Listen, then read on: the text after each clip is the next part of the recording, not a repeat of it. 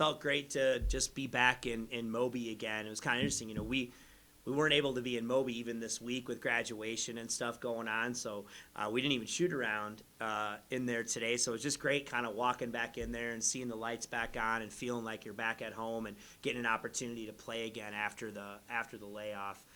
Got to a little bit of a slow start, which maybe you can anticipate after being off. We kind of found a groove there a little bit. Wasn't a work of art, but we also did some good things. It's great to get a lot of guys, some opportunities, especially with three guys that, play a lot that we rely on that were out with an injury. But I thought everybody that came in, was able to find a way to do something.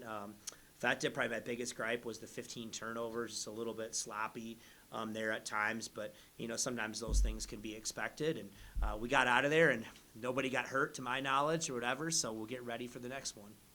Touched on it, but in games like this, how much do you tinker with lineups and different plays and stuff, and what did you learn from doing so today? Well, we really had no choice but to tinker with lineups, with some guys out.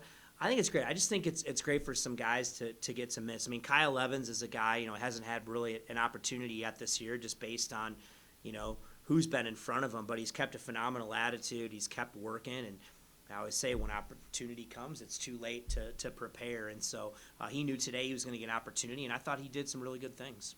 What do you kind of look for in, games like this, kind of the ones that you're expecting to come in? Just try to do the simple things that we practice every day at a high level. I think today, too, a lot of it was just getting back up and down again, like multiple trips, and kind of feeling what that's like again with the crowd and all that stuff. So, yeah, and you want to try to play the game the right way. It doesn't matter what the score is or who you're playing. You want to play the right way. And, sometimes we did. Sometimes it wasn't always great. But I've never played a game in my career where we've played perfect for 40 minutes. Tavy's minutes have been going up, and it looked like offensively he felt a little more comfortable today. Just where are you seeing him as he kind of gets back into that basketball? Yeah, I think, he missed, again, when he had the off-season knee surgery and then in the fall.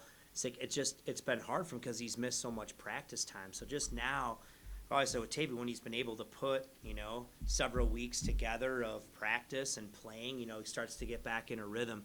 I think the one thing with Tavy is Tavy can make shots when he's open, when he's got his feet set, and I thought it was great to see a couple go in for him today. He's obviously really athletic and active, can make plays for us defensively that we need, and so that's awesome. That's a real boost for us, hopefully, as we get into Christmas, and then hopefully as we get into conference play.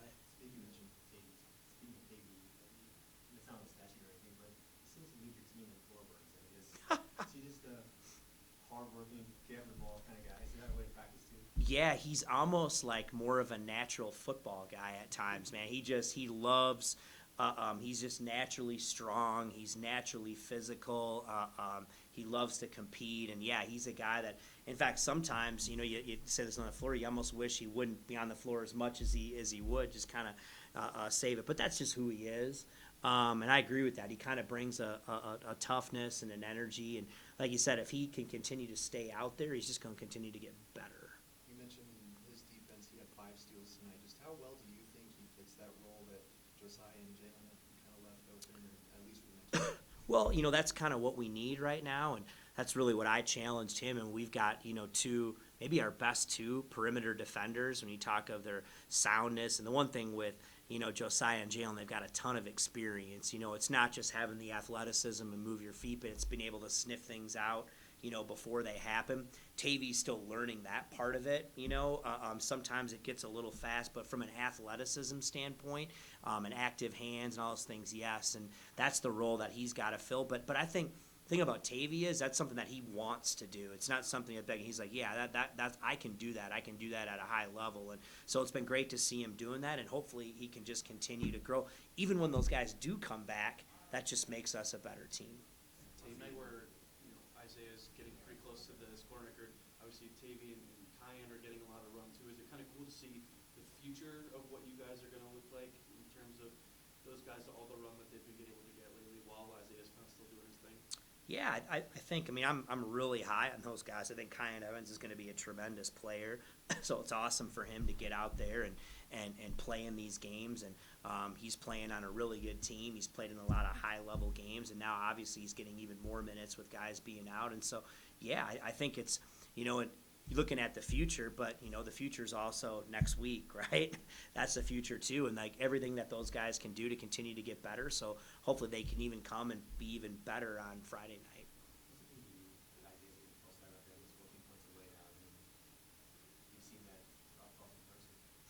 I mean, that's a hard one to put into words, when it happens, but he's just when I thought there wouldn't be another record that he could break here, there's one, but, he hasn't done it yet, right? So he's got to go and do it, and I think, if everything keeps going the way that it is, that day will come. And the thing about Zay is, he appreciates those things a lot, but he's also got the wisdom to know he'll appreciate it a heck of a lot more down the road than today, because I'm telling you, like, that guy's focused on one thing, and that's winning games. Like, it's just finding a way to continue to improve and win games, and his legacy speaks for itself. And again, he's a once in a lifetime kind of player in person, and I think people have seen that on the court, and I think eventually when his career is over, the record books clearly show that.